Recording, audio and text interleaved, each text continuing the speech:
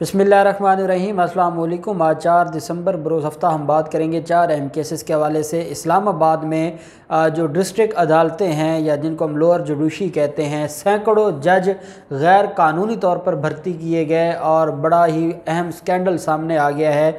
ये साबका दौरे हुकूमतों का और साबका जो मिली भगत थी अदालतों की और जो हुकूमतों की, उसका एक बड़ा स्कैंडल सामने आया है और उस पर बड़ा एक्शन लिया गया है और चीफ जस्टिस अतर मिनल्ला साहब ने इस पर एक इंक्वायरी कमेटी बना दी है। मामला क्या है?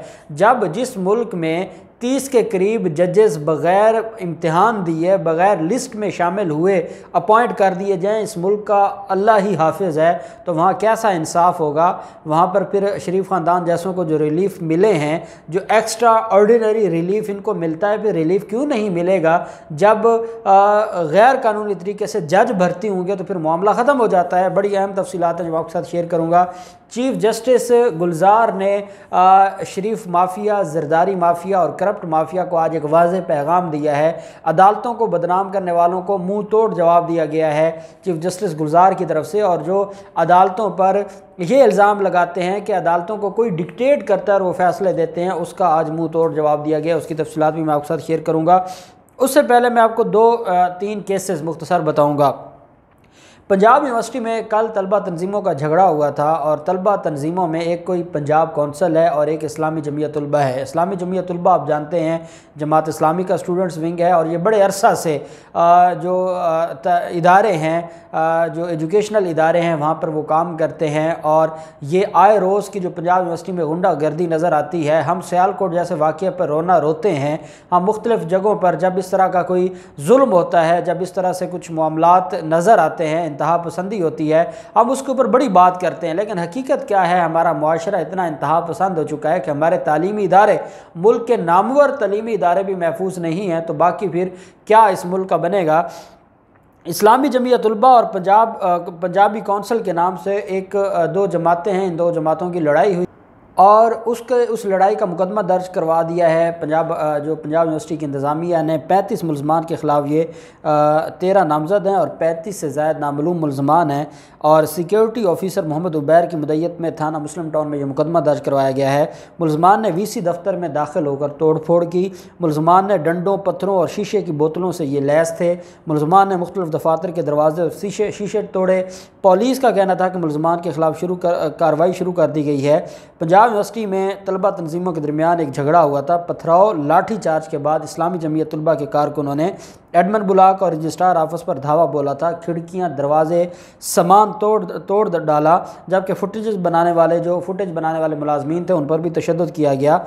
इस्लामी जमीयत उलमा और पंजाबी कौंसिल के दरमियान यूनिवर्सिटी में कैंटीन पर तसादम हुआ और इस्लामी जमीयत उलमा की जानिब से ये सारे का सारा मामला हुआ और फिर ये हंगामा हुआ। वहाँ हंगामे में जो तशद्दुद किया गया, अमला को नुकसान पहुँचाया गया।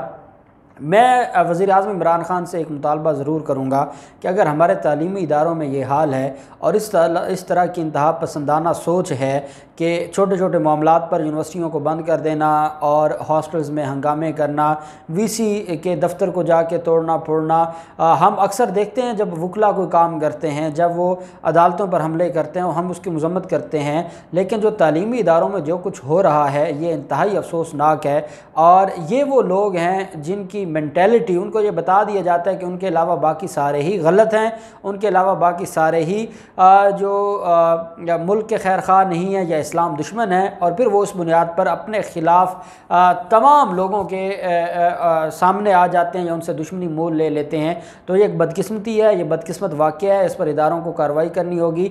अगर तालीमी इदारों में ये होगा, और जैसे फवाद चौधरी ने उस दिन बात किया कि हमारे सिर्फ मदरसे नहीं, तालीमी इदारों में बड़े तरीके से इन्होंने अपने लोगों को बिठाया और तालीमी इदारे इंतहा पसंदी का गढ़ बन चुके हैं। तो ये एक हकीकत है कि यहाँ पर एक बड़े तरीके से, और ये सारी ज़ियाउल हक़ की बाक़ियात हैं और उसके दौर में इदारों में इनको बाकायदा जो है वो इदारों में इंतज़ामिया में इनको रखा गया था और आज ये हमारे गले पड़ गए हैं और आज ये रियासत की रिट को चैलेंज कर रहे हैं और इदारों की रिट को चैलेंज कर रहे हैं। दूसरा मामला है साबिक़ जज शौकत अज़ीज़ सिद्दीकी की बरतरफ़ी का।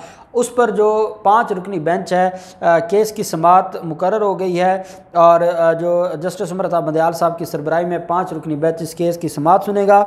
जस्टिस सरदार तारिक, जस्टिस सजाद अली शाह, जस्टिस मज़हर आलम मंदोखेल और जस्टिस एजाजुल अहसन शामिल हैं। पाकिस्तान बार कौंसिल ने जो उनका वकालत का लाइसेंस था उसको तो बहाल कर दिया था, लेकिन शौकत अजीज़ सिद्दीकी की तरफ से ये कहा गया था कि वो पहले सुप्रीम कोर्ट से सुरखरू होंगे और उसके बाद वकालत शुरू करेंगे। तो अब 6 दिसंबर को शौकत अजीज़ सिद्दीकी की बरतरफ़ी के ख़िलाफ़ जो पिटिशन है उस पर समाअत शुरू होगी और देखते हैं कि ये मामला कहाँ तक जाता है और क्या इस पर कोई बड़ा सरप्राइज़ दिया जाता है जो माफिया है उनको, या उनको कोई बड़ा रिलीफ दिया जाता है। ये सारी चीज़ें भी देखने वाली। और इस सारे मामले पर अब मज़ीद जो कार्रवाई है और जो मज़ीद मामला है वो आगे चलेगा। आगा सिराज दुरानी का जो मामला है, आगा सिराज दुरानी के ख़िलाफ़ जो केस था जिसमें गिरफ़्तारी हुई थी, आज जज मोहम्मद बशीर साहब की अदालत में उनको पेश किया गया है और राहदारी रिमांड के लिए। जज मोहम्मद बशीर ने नायब प्रोसिक्यूटर से पूछा है कि ये मुलज़िम तो पहले भी गिरफ़्तार हुआ था, तो अदालत को बताया गया कि ये मुलज़िम पहले 2 साल पहले गिरफ़्तार हुआ था, उस गिरफ़्तारी के बाद फिर इसकी ज़मानत हो गई थी, अब ज़मानत खारिज हुई है तो दोबारा इसको गिरफ़्तार किया गया है। तो अदालत ने कहा कि कितने दिन लगेंगे आपको कराची मुंतकिल करते हुए, तो कराची मुंतकिल करने के हवाले से उन्होंने कहा कि जो भी हमें सूटेबल फ़्लाइट मिल जाएगी हम मुलज़म को ले जाएंगे कराची। अदालत ने मुलज़म से पूछा कि आपकी कोई ख्वाहिश है, आप कुछ कहना चाहते हैं, तो सिराज दुरानी ने कहा मुझे जल्द अज जल्द कराची मुंतकिल कर दिया जाए, बस मेरी यही ख्वाहिश है।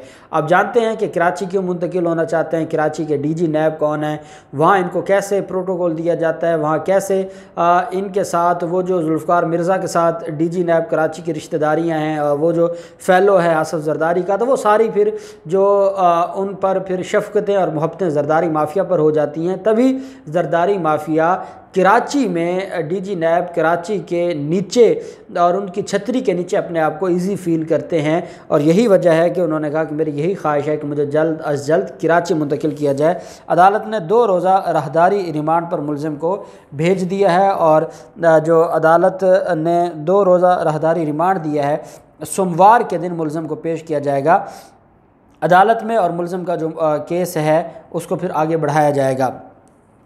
फिर मामला आ जाता है सेशन अदालतों में गैर कानूनी तकर्रियों के हवाले से। इस्लामाबाद हाई कोर्ट ने दारुल हुकूमत की सेशन अदालतों में 103 गैर कानूनी तकर्रियों के सिलसिला में 5 जजों और 1 एडिशनल रजिस्ट्रार के ख़िलाफ़ तहकीकात के लिए जस्टिस बाबर सत्तार की सरबराही में कमेटी तश्कील दे दी है। इन 5 जजों में से 2 ज़िली सेशन जज रिटायर्ड हो चुके हैं, जबकि एक अब भी हाज़िर सर्विस हैं। तफ्तीश के दायरे कार में एक एडिशनल डिस्ट्रिक्ट एंड सेशन जज और एक सीनियर सिविल जज भी शामिल है। इस्लामाबाद की सेशन अदालतों में 103 गैर कानूनी तकर्रियों की महकमाना तहकीकात रवां साल मई में हतमी शक्ल दी गई थी और हतमी फैसले के लिए report chief justice high court को भिजवाई गई थी।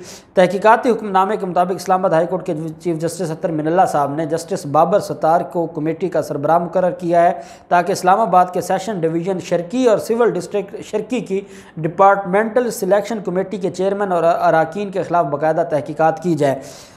मुशाहिदा किया गया कि साल 2012 में इस्लामाबाद के ईस्ट डिवीज़न की ज़िली अदालतों में की गई भर्तियों में गैर कानूनी तरीक़ाकार इस्तेमाल और बेज़ाब्तियाँ की गई थी। हुक्मनामे में 2 साबिक़ ज़िली सेशन जज DSJS जो डिस्ट्रिक्ट जज हैं, सेशन जज सैयद कौसर अब्बास ज़ैदी और अतीक रहमान और इंसदाद मंशियात की खसूसी अदालत के जज के तौर पर काम करने वाले ज़िली सेशन जज वाजिद अली के नाम भी शामिल हैं। जिस वक्त ये गैर कानूनी तकर्रियाँ की गई थी उस वक्त साबिक़ जज सैयद कौसर अब्बास ज़ैदी सेशन डिवीज़न शर्की में डिपार्टमेंटल सिलेक्शन कमेटी के चेयरमैन थे और Atiq Rahman additional registrar committee के रुकन थे और DSC बराए सिविल जज सिविल ज़िला शर्की चेयरमैन एडिशनल ज़िला सेशन जज अब्दुल गफूर काकर और 2 अराकीन सीनियर सिविल जज मोहम्मद आमिर अजीज़ और एडिशनल रजिस्ट्रार इम्तियाज़ अहमद भी इस कमेटी में शामिल थे। तहकीकात का हुक्म 19 नवंबर को इस्लामाबाद हाई कोर्ट के रजिस्ट्रार फरहान अजीज़ ने जारी किया था।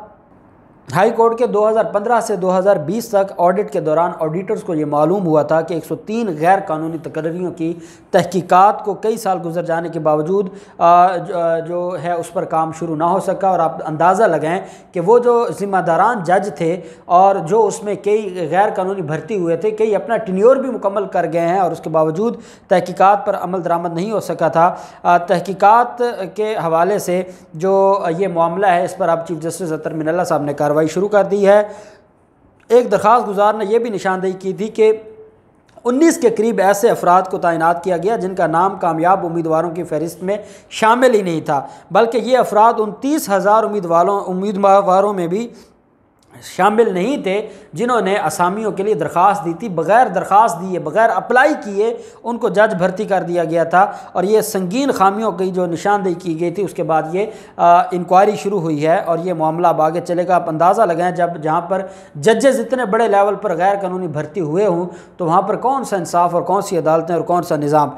दूसरी तरफ चीफ़ जस्टिस पाकिस्तान गुलजार अहमद ने, जो आजकल एक हवा और मौसम चला है अदालतों को बदनाम करने का और अदालतों के हवाले से ये कहा जाता है कि अदालतें आज़ाद नहीं हैं, मुख्तलिफ इदारों पर इल्ज़ाम लगाया जाता है कि वो इन पर हावी होते हैं या इनको डिक्टेट करते हैं, उस पर चीफ़ जस्टिस गुलजार ने कहा कि अदालतें आज़ाद हैं और आज़ाद रहेंगी। अदालतें आज़ादी से फ़ैसले देंगी, लेकिन अदालती फ़ैसलों को नाराज़गी और झगड़े की वजह नहीं बनाना चाहिए। अगर आपको लगता है कि जज का फ़ैसला ठीक नहीं है, आपके पास अपील का हक़ है, लेकिन आप अगर उनके गले पड़ जाएंगे तो ये मामला ऐसे नहीं होगा। अदालत ने कहा कि ना हम मौसम गर्मा में गर्मी के फ़ैसले देते हैं, ना मौसम सर्दी में कोई सर्द फ़ैसले देते हैं, बल्कि हमारे फ़ैसले कानून के मुताबिक होते हैं। उन्होंने कहा कि एक रुझान बन गया है अदालतों को बदनाम करने का और अदालतों पर इल्ज़ामात लगाने का। अदालती फ़ैसले पर तनकीद करना दुरुस्त है, लेकिन जब बतौर इदारा इल्ज़ाम तराशी की जाए, झूठ बोला जाए, झूठ फैलाया जाए इदारों के हवाले से, तो फिर मामलात ऐसे नहीं चलते। पंजाब बार कौंसिल के लाहौर में एक तकरीब थी, उसमें चीफ़ जस्टिस गुलजार साहब भी थे, चीफ़ जस्टिस अमीर भट्टी साहब भी थे। मंडी बहाउद्दीन में जो जज के साथ बदतमीज़ी हुई उस पर अमीर भट्टी साहब ने कहा कि अगर वकला ये काम करने लग जाएंगे तो फिर वकील और जज मिलकर निज़ाम बनाते हैं, अदालती निज़ाम, और अगर उस अदालती निज़ाम में वकील बजाय इसके कि फ़ैसलों को अप्रिशिएट करें या उनको चैलेंज करें, वो उनके गले पड़ जाएंगे जजेस के, तो ये निज़ाम ऐसे नहीं चलेगा और ये निज़ाम कोलैप्स कर जाएगा। इस वजह से जो अदालतों को बदनाम करना चाहते हैं वो भी नाकाम होंगे और जो जजेस के साथ बदतमीज़ी करके रिलीफ लेना चाहते हैं वो भी नाकाम होंगे और सिर्फ कानून की हुक्मरानी होगी और कानून जीतेगा। ये कहना था ऑनरेबल चीफ जस्टिस का। देखते हैं इन सारे मामलात में क्या होता है, जो भी तफसीलात होंगी आपके साथ शेयर करते रहेंगे। अल्लाह पाक पाकिस्तान का मुनासिर हो। बहुत शुक्रिया। अल्लाह हाफिज़। पाकिस्तान जिंदाबाद।